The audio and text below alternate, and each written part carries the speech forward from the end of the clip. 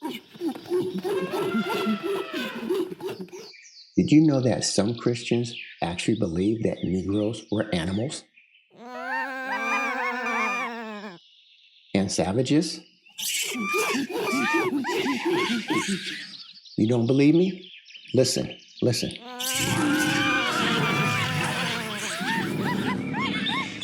Listen to this presentation and hear for yourself.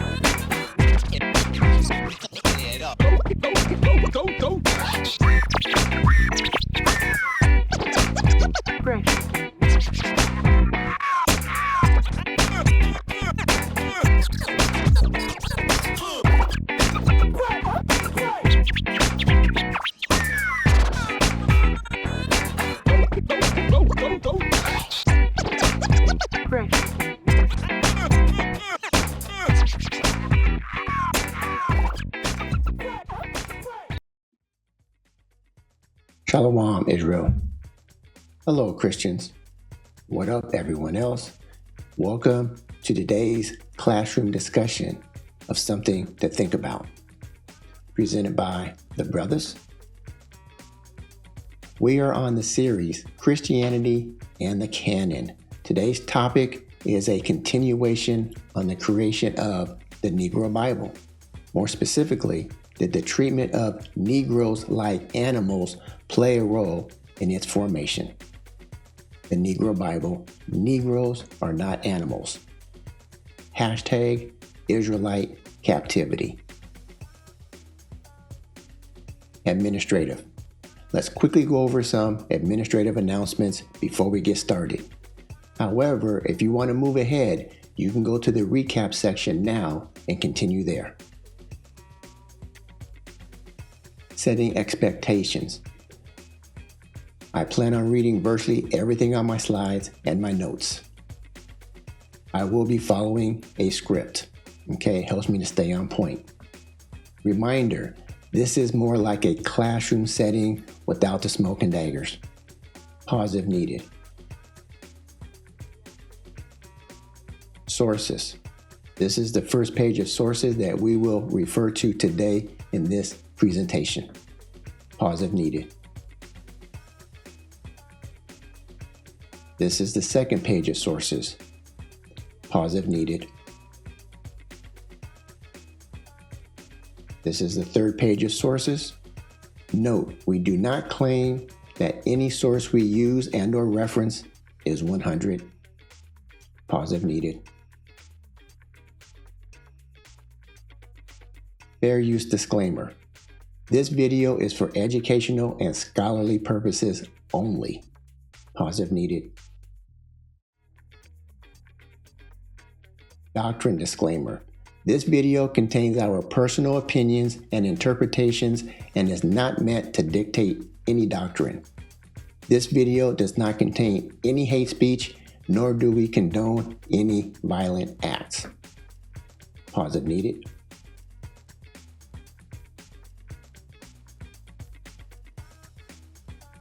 Recap. What we discussed in overviews parts 1, 2, and 3. We encourage everyone to watch the overview videos. They cover the beginnings and foundation of this series, Christianity and the Canon. Topics include how they created a religion about 2,000 years ago. Their religion is not a carryover from the Israelite writings. They only treated Israelites and or Negroes good if they got something in return, like access to our holy books, inventions, music, etc. They created what we call a Bible and or canon today. They came up with criteria used to add books to the Bible. They claimed that only God determined what books made it into the canon, not some council, church, or other criteria.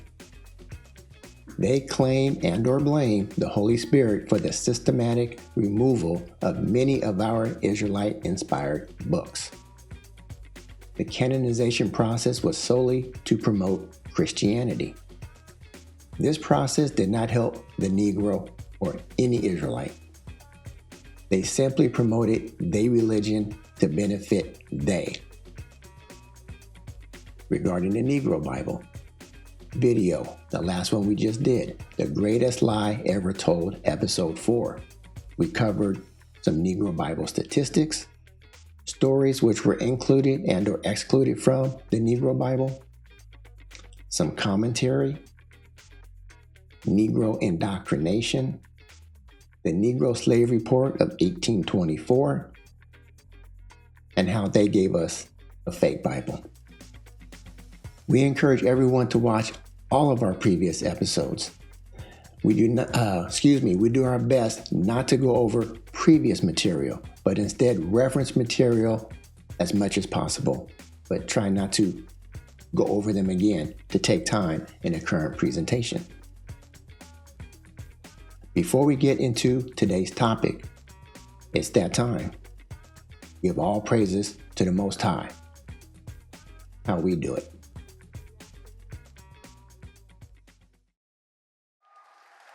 All praise to the Most High. All right now. All Sing it. praise to the Most High. Go ahead, brother. All Come on now. praise to the Most High. All right now. All praises. Praise to the Most High. Praise him.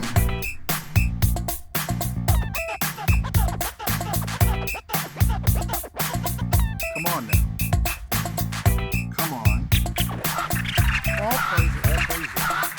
Come on now. All praises. All right. To the Most High. To the High. Praises. Come on now. All go ahead. Praises. All praises. Praise high. Praises. Praise high. Praise to the Most High. Yahawah.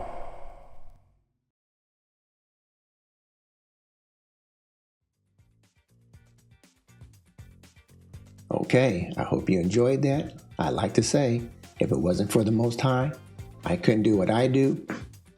You couldn't do what you do. Let's continue. Israelite captivity.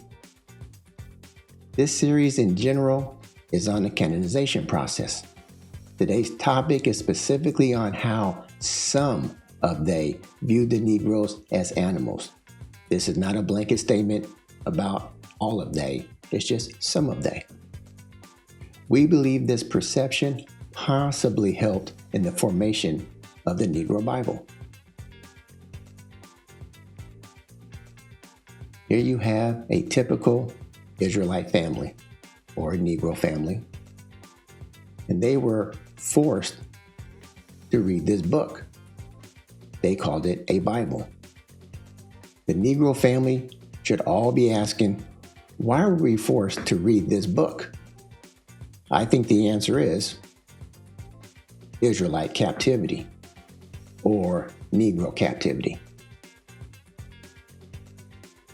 So, how did we go from being viewed as a Negro to being viewed as an animal?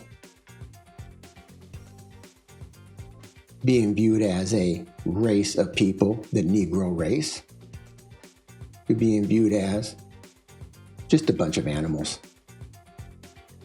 Did they really view the Negroes as a bunch of animals? This may look comical to some, to others, downright degrading. However, we have sources. That's how the brothers do it. We find sources, we present it, and we're going to show you how some of they actually believed we were animals.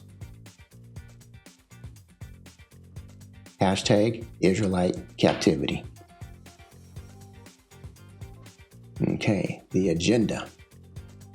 We want to pursue how their perception of the Negro may have contributed to the formation of the Negro Bible during captivity.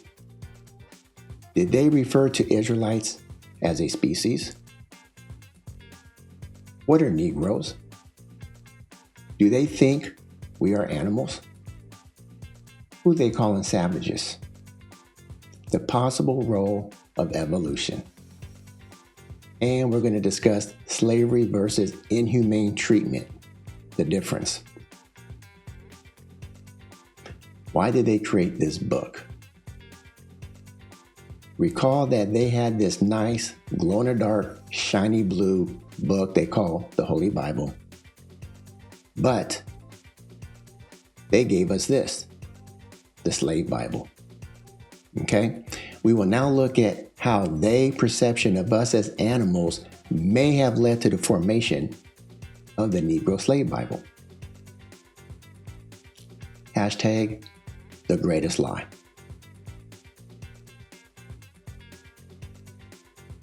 Okay, we're going to start with species.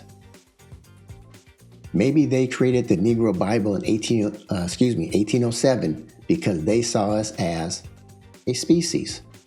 You don't think so?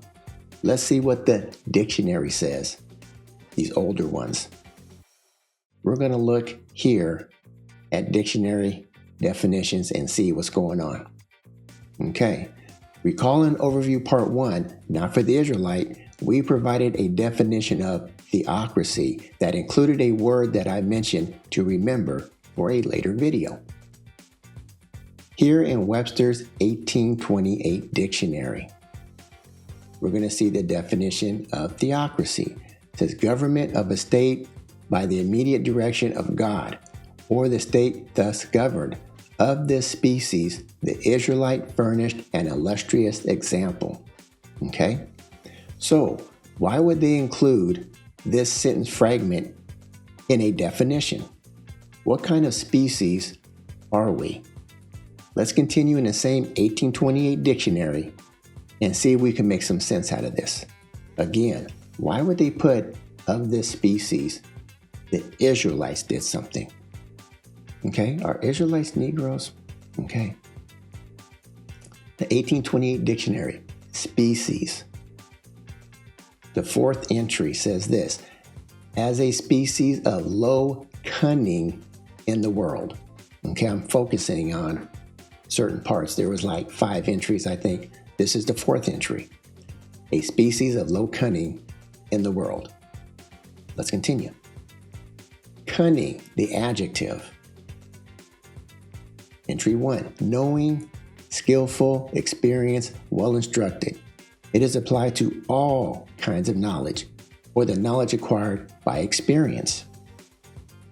Example, Esau was a cunning hunter, Genesis 23.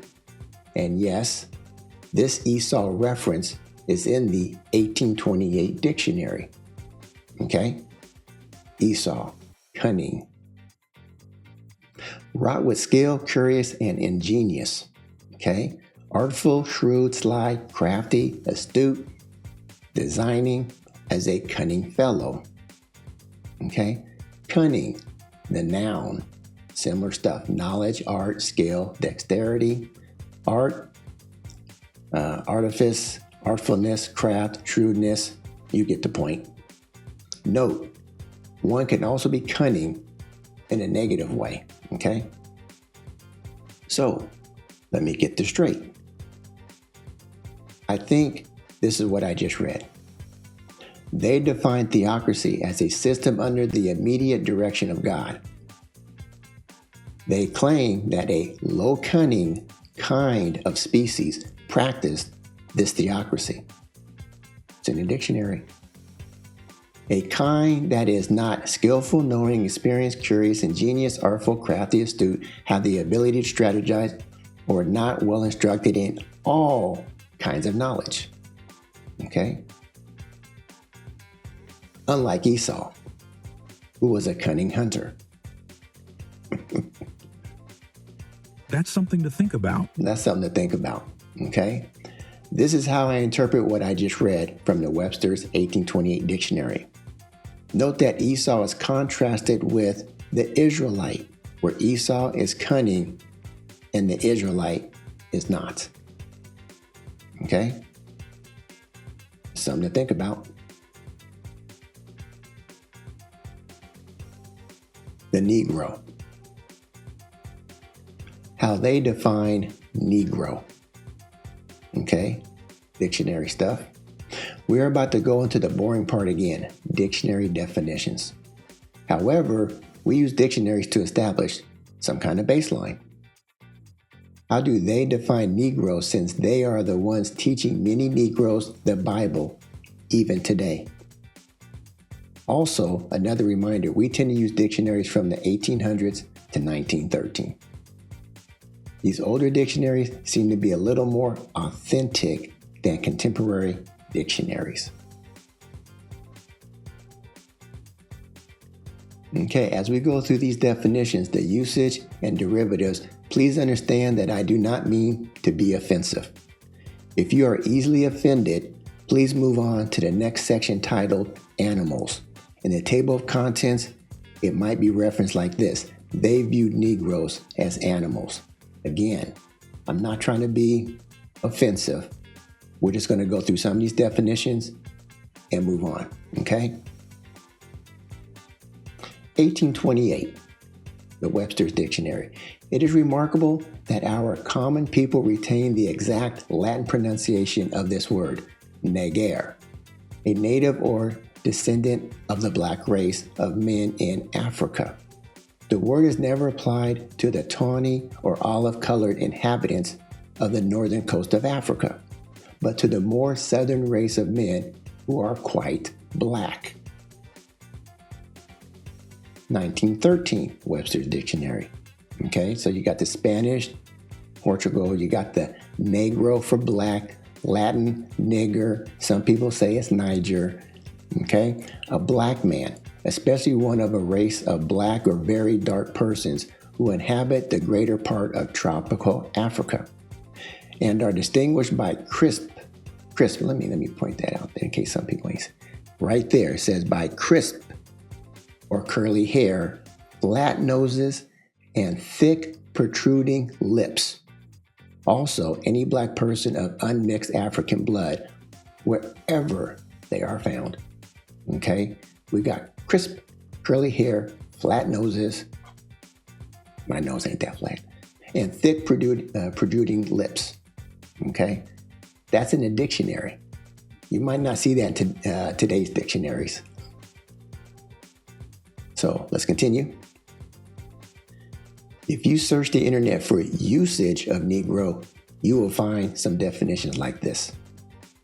Okay, the use of Negro by people who are not black is very offensive and should be avoided. Instead, the terms black person and black are usually used.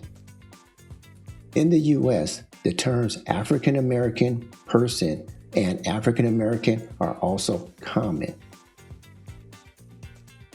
The terms Negro and to a lesser extent Negress were formerly in common use but began to fall out of favor in the 1960s. By the 1980s, Negro and Negress had largely been replaced in non-historical context by Black and African American.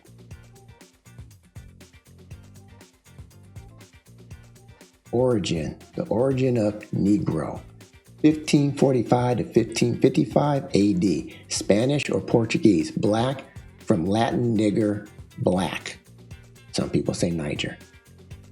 Derivatives, Negress, dated, usually offensive, a black woman or girl. Negroid, less common, dated, often offensive. Negroness, dated, often offensive. Negroism, advancement of the interests of black people. A quality, trait, word, phrase, or manner distinctive or taken to be distinctive of black people. This word was never common and is now extremely rare. it is likely to be offensive if used. Derivatives. Nigger, a very offensive word for a black person, has 2 G's. Some would argue that 2 G's is negative, but 1 G is okay. Nigga, or plural with an S or a Z at the end. Okay? Offensive, used as a pronunciation spelling of nigger with 2 G's. Sometimes offensive, used by some black people to refer to themselves or to another black person in a neutral or positive way. Originated as a variant of the infamous racial slur, nigger with 2 G's. The use of nigga by a person who is not black in any context is considered highly offensive. Pause if needed.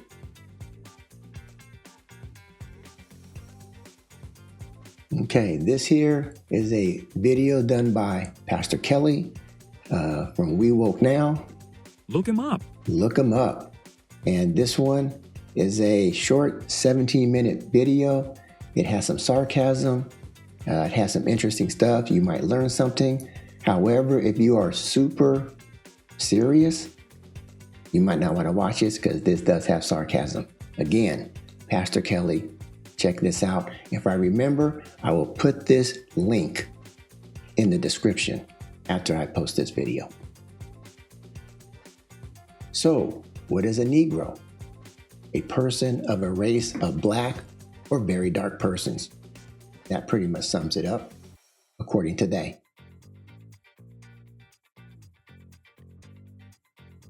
Animals. Okay, we will start with this source, Bible Defense of Slavery, when discussing how some people thought we were animals. We want to present some sources since they explain the views of Negroes at the time that the Negro Slave Bible was in use. Okay? We went over this lie in the Greatest Lie Ever Told video. Okay? So this is a bunch of completed Bibles, and you can see right here, the Negro Slave Bible, 1807. Okay, the Negro Bible was published in 1807, and it was an incomplete Bible. It had only 32 books, and many of those books had missing chapters. Again, only 5, I think, had all the chapters. Okay? Right here, Bible Defense of Slavery was published in 1851. Okay? This source was published within the American slavery timeline. So you can see right here, 1851, 1865, slavery is supposed to be over. And we want to go over sources that are kind of in this whole timeline of when this book was used, the Negro Slave Bible. Okay?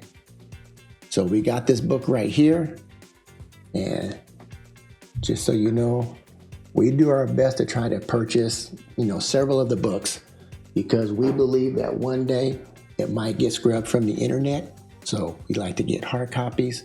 So as you can see, this book here, Bible Defense of Slavery, was published in 1851. Look it up. Look it up.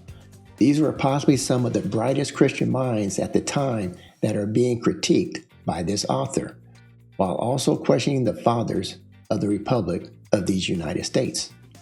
I am only going to show 2 of the author's findings in this book, Bible Defense of Slavery. FYI, the author of this source does not agree with what I'm about to share. Okay? So we're going to start here on page 3. Then a knowledge of these races and nations of men who have peopled the globe since it was created, there can be no subject more interesting. Okay, we present the work before us in which an attempt is made to give, in some measure, a history of the origin, character, and fortunes of the Negro portion of mankind. Okay, we are in the section or the chapter called Curious Opinions of Negroes. As to the origin of the Negro man, we have recollected several curious opinions relative to the subject, which we have thought proper to present on account of their wild and extravagant character as follows. Again, this author is trying to point out the opinions of others and how they were wild and extravagant. This is the first opinion of some people. Some have queried whether the mother of the first Negro man might not have been frightened by some hideous black monster of the antediluvian woods. As in the first ages of the world, there were many terrible beasts of the wilderness roaming about, whose races are not extinct. We got beasts, terrible beasts, and they're saying they're races, okay, like people.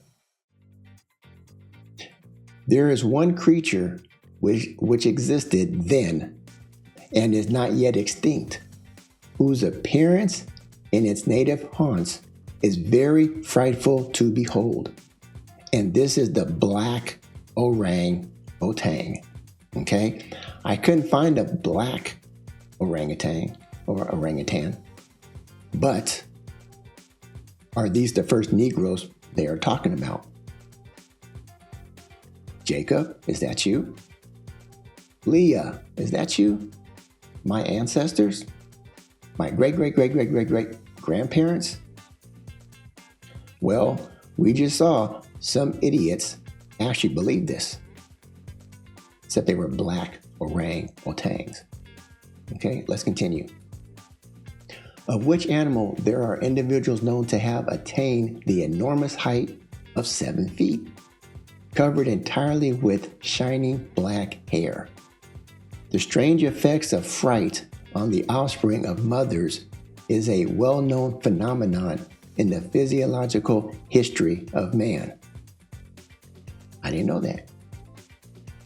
Thus, the Negro race was produced, forming an entire new class of human beings, and distinguished from the nature, color, and character of the parents by a fright of the mother.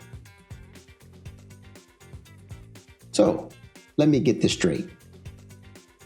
Regarding the history, origin, character, and fortunes of the Negro portion of mankind, they have some curious opinions relative to the subject which are wild and extravagant.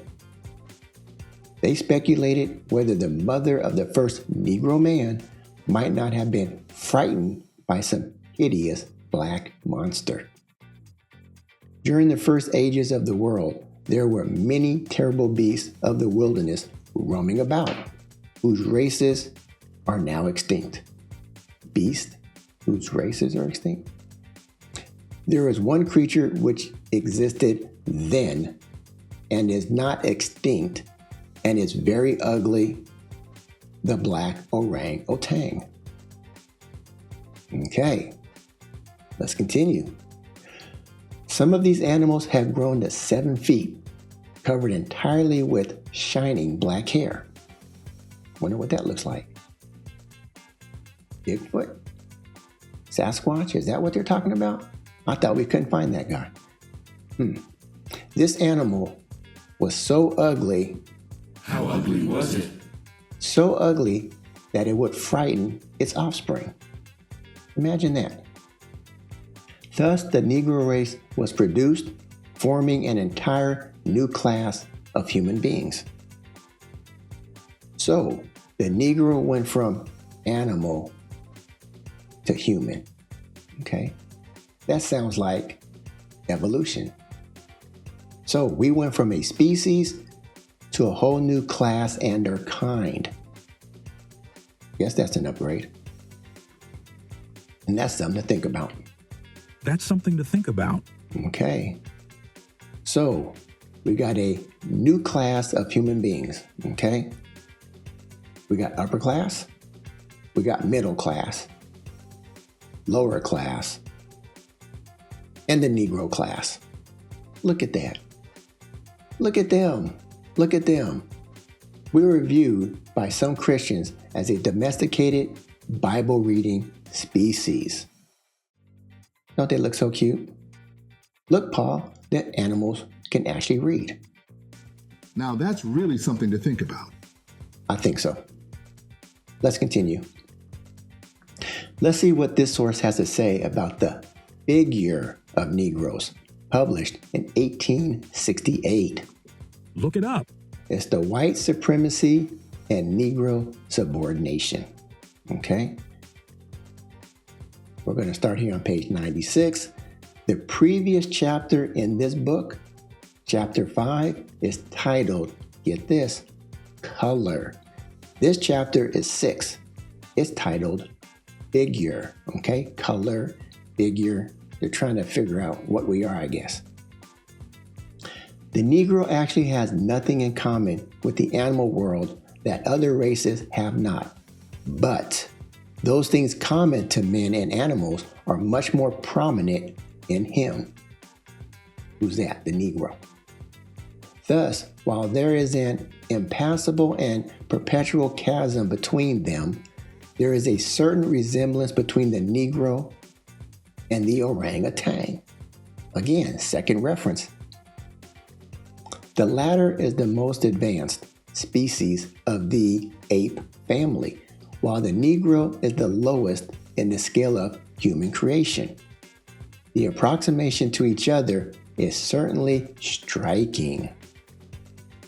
The Negro, from the structure of his limbs, his head, etc., has a decided inclination to the quadruped posture, while the orangutan has an equal tendency to the upright human form.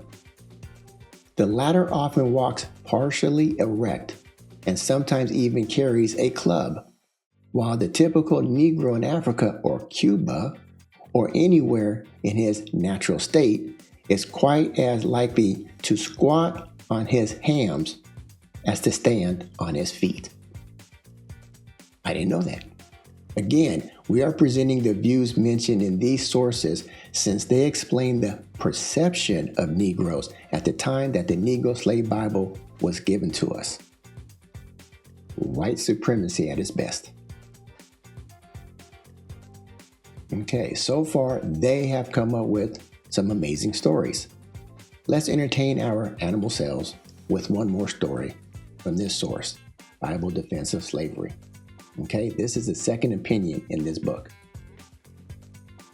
Others have seemed to believe that in the very first ages of the planet and long before the creation of Adam, there existed a race of animals having a resemblance to man, as has the orangutan, but of gigantic stature as well as power, dwelling in communion with other beasts and monsters of that time.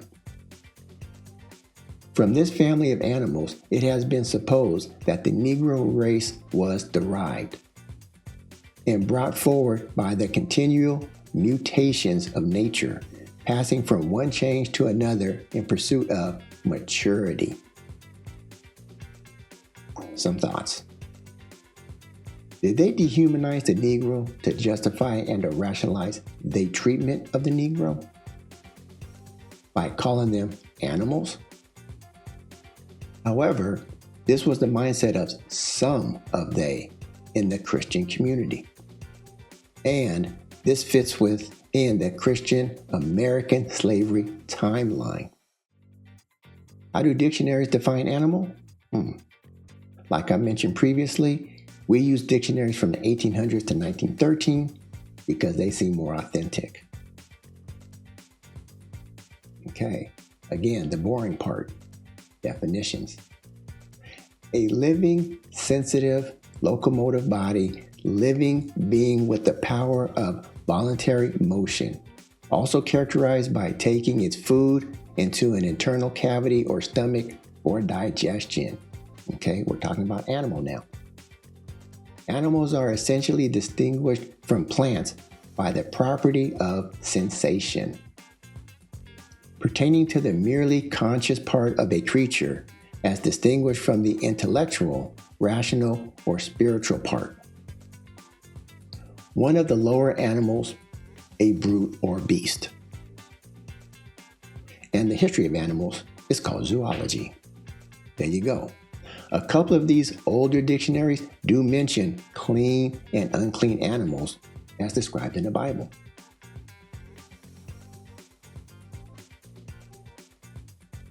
Okay, barbarians, savages. Okay, did they really call us barbarians? Well, let's see here. The Doctrine of Discovery, published in 1493 by our beloved Pope Alexander VI. Look it up. Look it up. What does it say? We're going to start reading here and see if they really called us barbarians. In our times, especially the Catholic faith and the Christian religion, be exalted and be everywhere increased and spread. That the health of souls be cared for, and that barbarous nations be overthrown.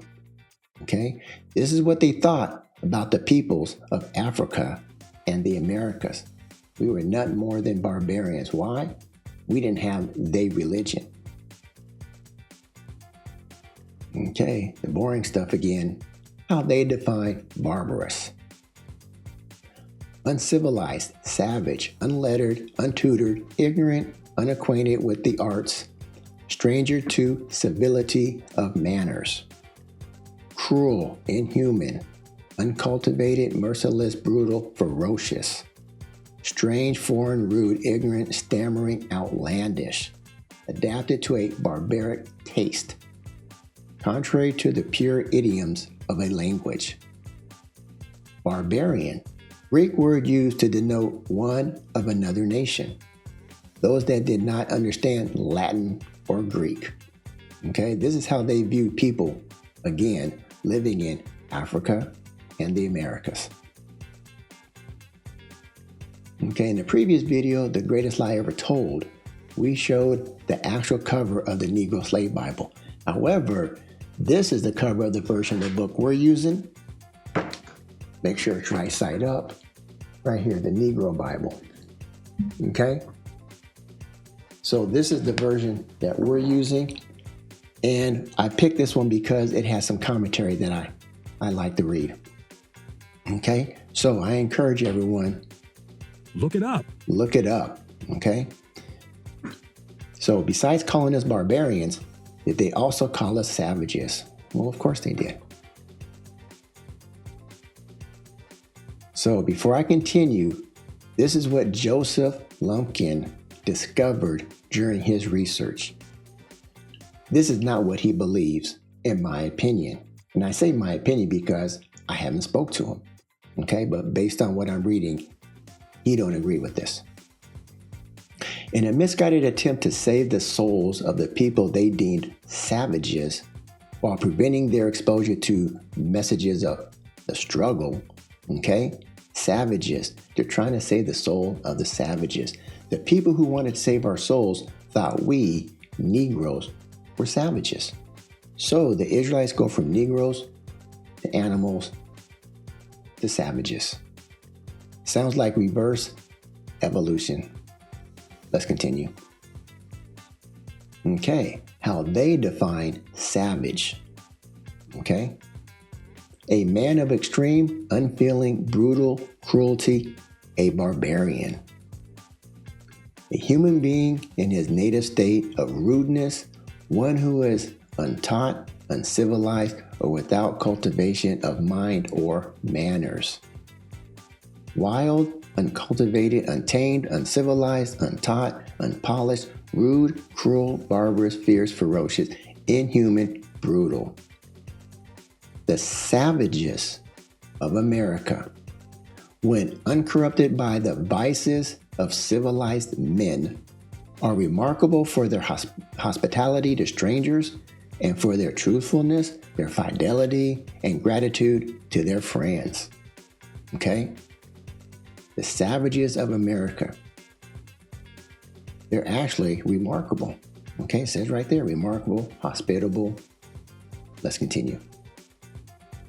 Some thoughts. This is how they viewed us, the Negro, who they called Africans, who are actually Israelites in my opinion. They also view the native peoples of the Americas as savages as well. Maybe the Native Americans and the Negroes are somehow related. Just saying. They did describe us with the same adjectives: barbarians, savages. However, that's another video. So, let's look at these savages of America when uncorrupted by civilized men. Okay? What did they just say? Those savages are remarkable, hospitable to strangers, truthful. They display fidelity and faithfulness. They don't cheat on their spouse.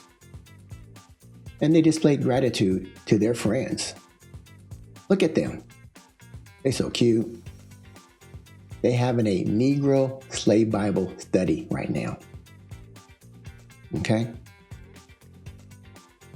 Savages of America when corrupted by civilized men. Okay? When we get corrupted by civilized men, it looks like we become savages in their mind. Okay? No wonder the natives act like savages. What's that in his hand? It's one of those books.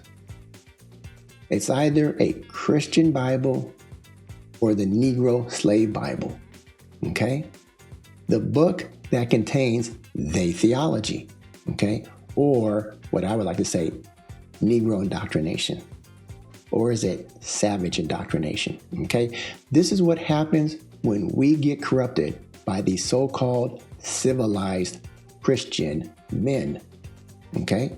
We weren't savages beforehand. We were nice to other people. Okay? So, oh yeah, this is something to think about. Now that's really something to think about. Okay, let's continue here. Well, what did this source say about the savages before they were visited by so-called civilized Christian men? Okay, the Doctrine of Discovery, 1493. Look it up. Look it up. See what it says.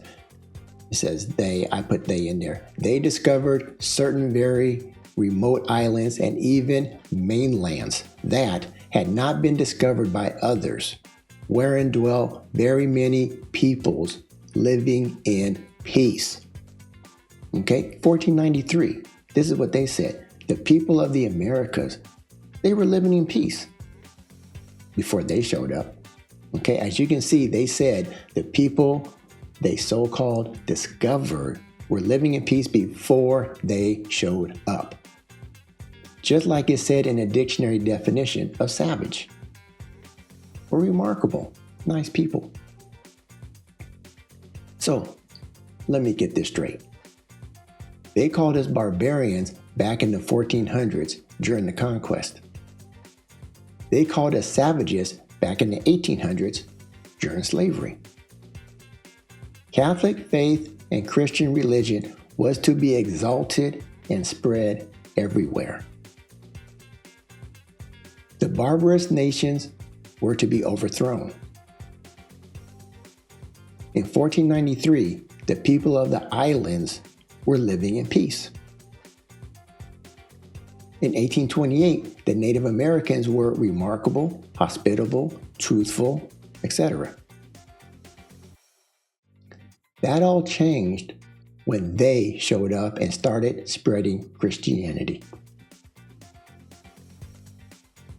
Were the natives called barbarians and savages because they did not accept the Christian religion? I think so. We would probably stop acting like savages if they would stop trying to indoctrinate us. Now that's really something to think about. Okay? We would probably stop acting like savages if they would stop trying to indoctrinate us with their religion.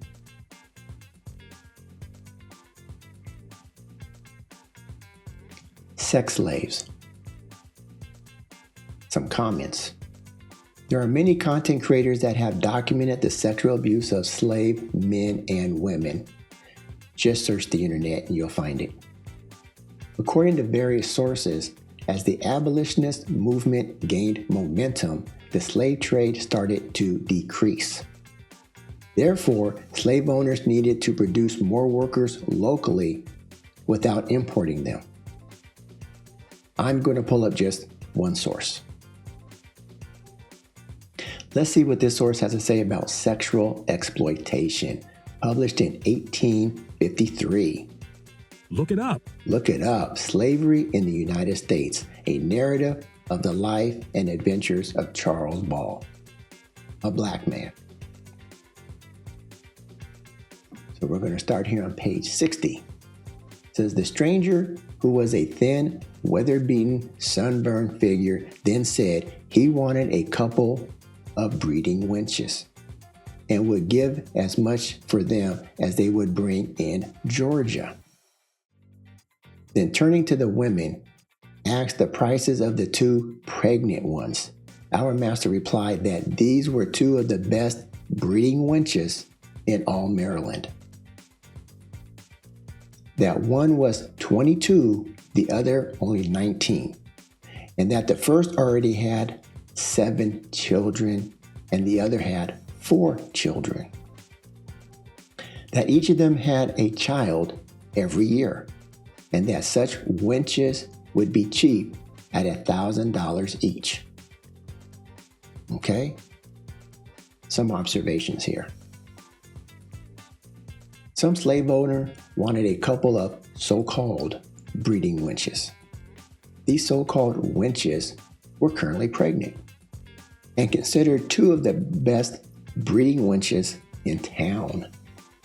One was 22 and already had 7 children. The other was only 19 and already had 4 children. Each of these 2 young women had a child every year. Can you imagine your daughter being used as a sex slave just to produce a workforce? Okay? I have a note over here that says, I watched a video, on men sex slaves. They would use a physically strong built man to have sex with many women. Count me out. I have no muscles, okay? They would even put bags over the heads of these women so the men would not know if they were impregnating their sister or their mother. Okay? Now that's really something to think about. And that's disgusting. Let's move on. Evolution. The possible role of evolution in the creation or formation of the Negro Bible. Okay, we just covered several topics and or definitions regarding how some of they viewed Negroes. How long have some of they believed that Negroes were animals, savages, subhuman, etc.? Is it possible that they had this belief due to the theory of evolution? The following is a shallow study on the topic of evolution, including some items we discussed earlier. Okay, the King James Bible over here is just a reference point, a milestone point. So let's go over here. Theory of evolution. Some say evolutionary thought began to evolve in the late 17th century, the 1600s, right about there.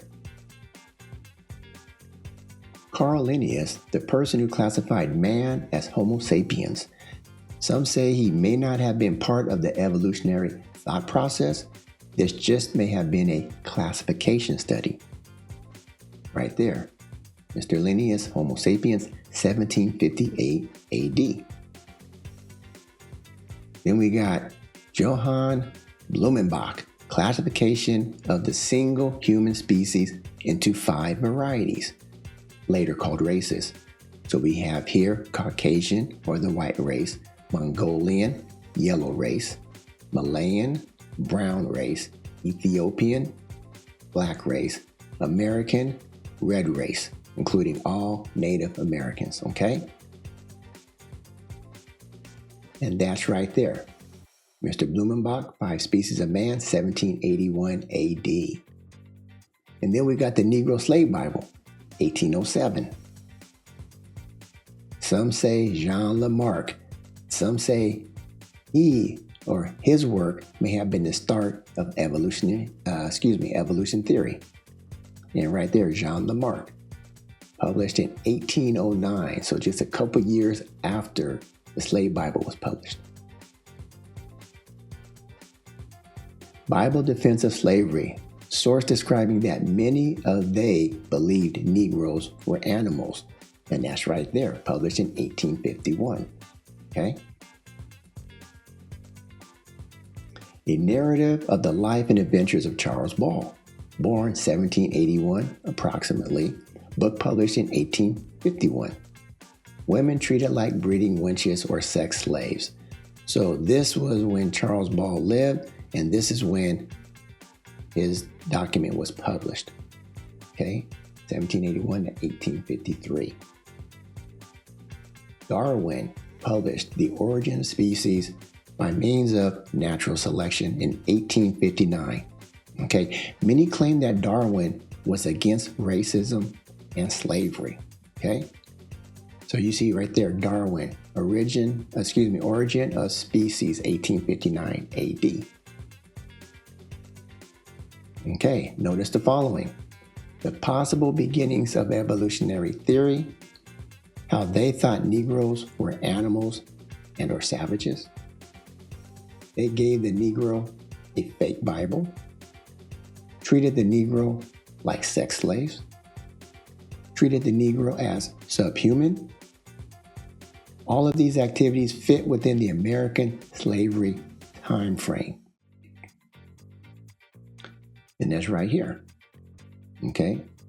Just after the King James came out, 1619, all the way to 1865. Okay, and all this thought process is all within the American slavery timeline. Okay? That's something to think about. And that's something to think about.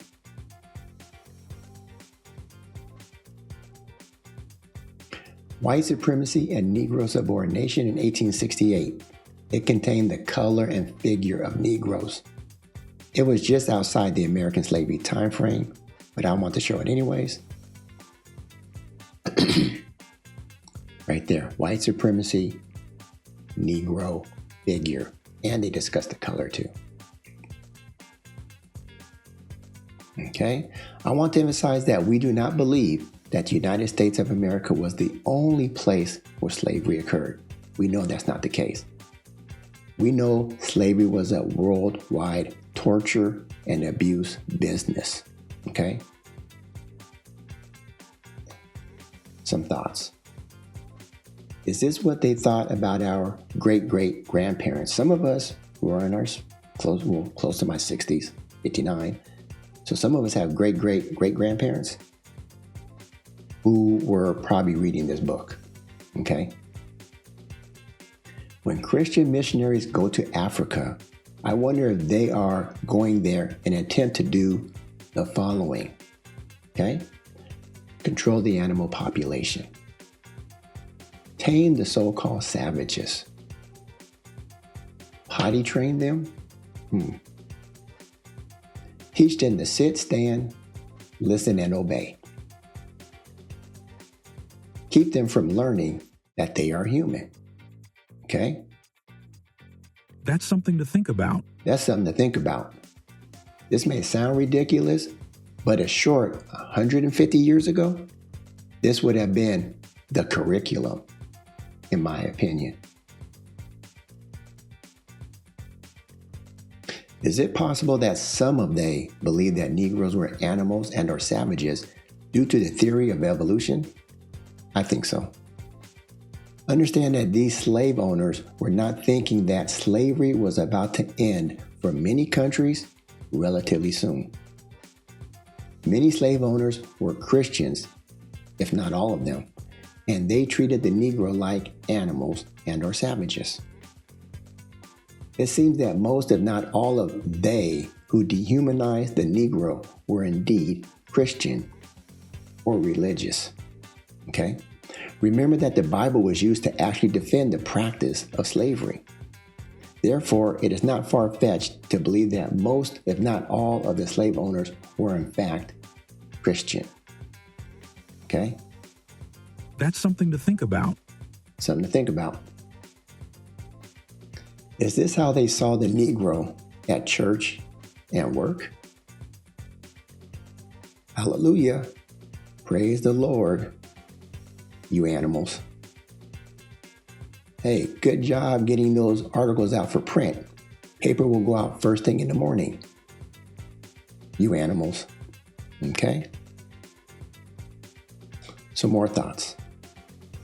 They trained the Negro animal well, I would say.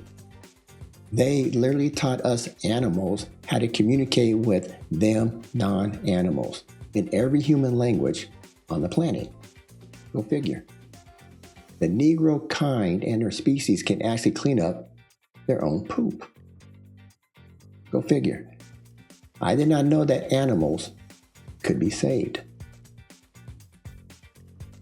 What other animals are they trying to evangelize now? Parrots can talk. Are they next to get salvation?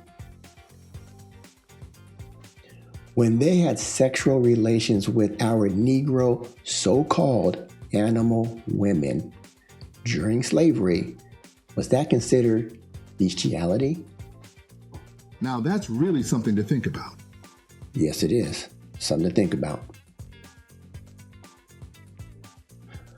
So, potential candidates for salvation. I wonder if this is a Bible study, an altar call? What do you think? In the movie The Lion King, I believe all animals can talk. What do you know? All dogs go to heaven, according to the movie. Genesis chapter 7, animals have the breath of life.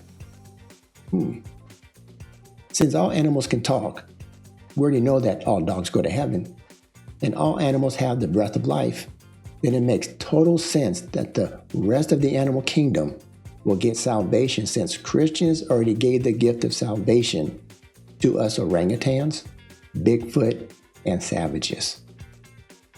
There you have it. I think the elephants are next. Slavery versus inhumane treatment. Rationalized inhumane treatment? Let's look at this. If you dehumanize a population, then it is easier to treat said population as subhuman, like animals. Dehumanize, to deprive someone or something of human qualities, personality, or dignity. They dehumanized the Negro, treated Negroes like animals. They subjected the Negro to inhumane, degrading conditions. They treated the Negro in a way that obscured or demeaned their humanity and or individuality. Okay? Inhumane treatment versus servitude or tributary status. The problem is not servitude or tributary status in and of itself. We have seen this all throughout human history, including the Bible. The problem with the treatment of the Negroes and or Israelites was the overly abusive and inhumane treatment administered by the other nations. The Most High does not like how his people are mistreated by any nation. Okay? We're going to read some stuff here on cruel slavery. Here's an example. Exodus chapter 1, 12 to 16 G&T. But the more the Egyptians oppressed the Israelites, the more they increased in number and the farther they spread through the land. The Egyptians came to fear the Israelites. Sounds like what's going on today. And made their lives miserable by forcing them into cruel slavery, okay? Cruel slavery. They made them work on their building projects and in their fields, and they had no pity on them. Then the king of Egypt spoke to Shiphrah and Puah, the two midwives who who helped the Hebrew women. When you help the Hebrew women give birth, he said to them, kill the baby if it is a boy. Now that's cruel, okay, and unusual punishment. Exodus chapter 3, verse 7, 9, and 10. Okay, G and T. Then the Lord said, I have seen how cruelly my people are being treated, okay? I have heard them cry out to be rescued from their slave drivers. I know all about their sufferings. I have indeed heard the cry of my people, and I see how the Egyptians are oppressing them. Now I am sending you to the king of Egypt so that you can lead my people out of this country and situation. Okay, here's another example. The Most High allowed Israel to be subject to slavery and or servitude, but Babylon, the oppressor, was also overly cruel to God's people. Okay, Isaiah 47, verse 6 and 11, G and T. I was angry with my people. I treated them as no longer mine. I put them in your power, okay? I put them in your power, and you showed them no mercy. Even the aged you treated harshly. Verse 11, disaster will come upon you, and none of your magic can stop it. Ruin will come on you suddenly. Ruin you never dreamed of. That going to happen again? Babylon was condemned for their excessive cruelty toward the Israelites in captivity. They were overly cruel to God's people. Okay, overly cruel. Okay, so conclusion here. Their perception of the Negro contributed to the creation of the Negro Bible, in my opinion. Look at there. They referred to Israelites as a species. They did not like the Negroes. They thought we were animals. They compared us to orangutans. We have the nice church-going people. And look, a Negro Bible study. They called us savages. Bigfoot? Maybe. Family just trying to read and study.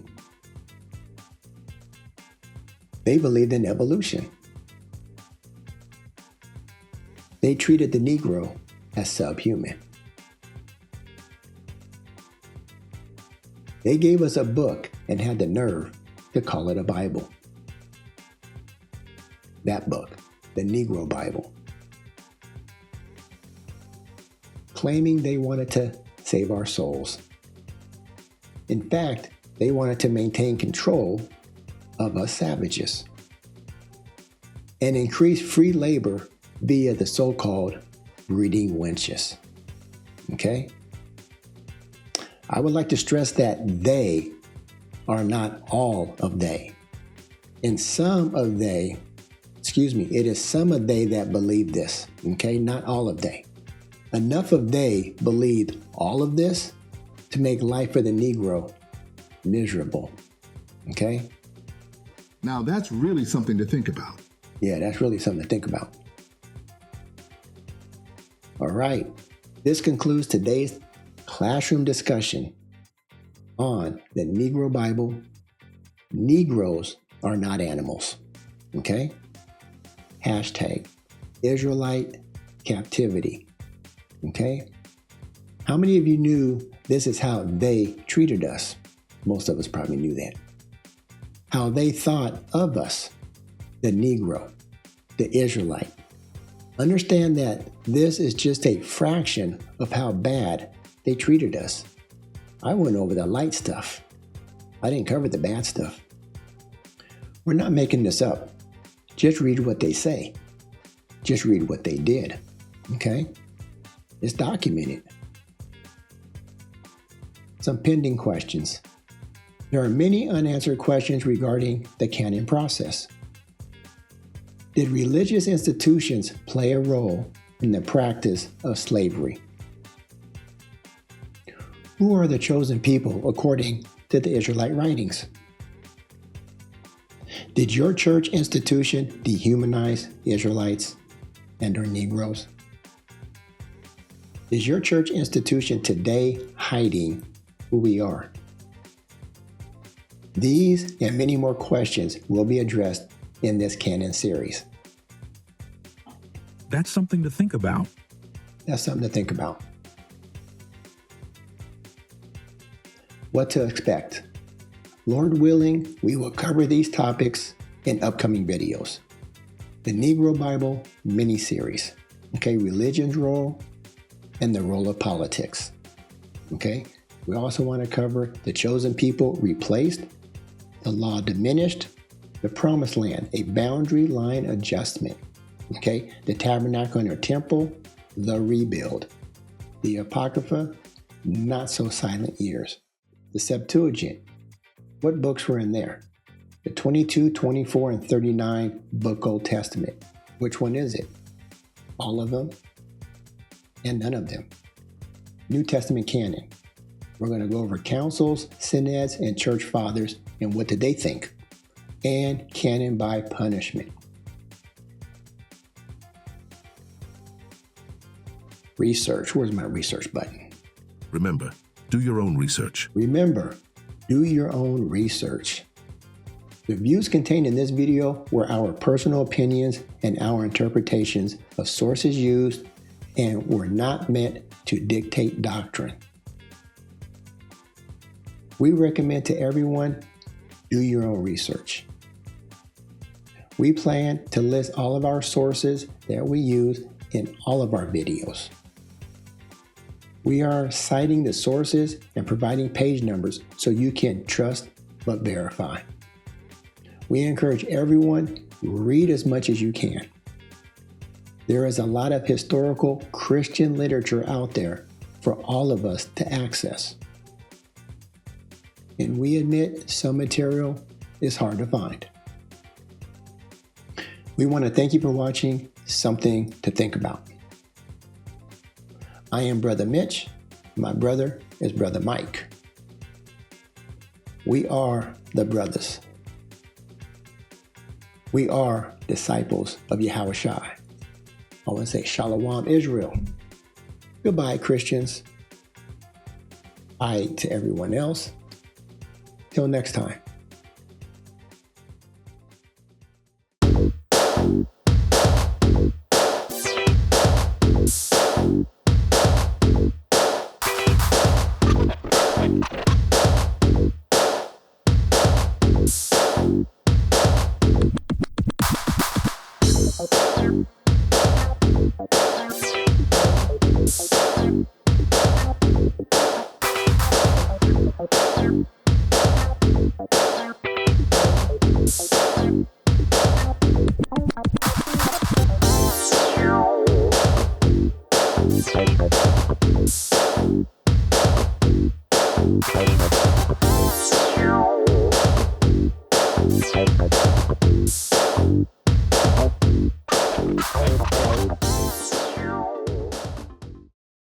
Follow the brothers.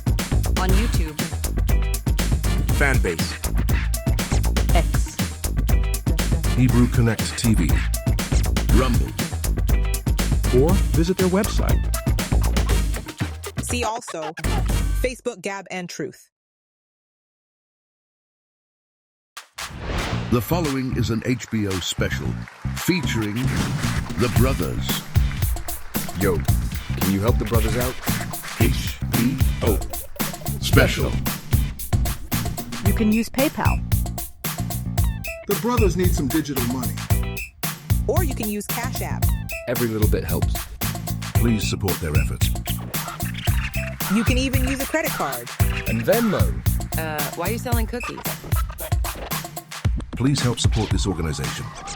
It's okay if you can't give. Just spread the word. That's just as important as giving.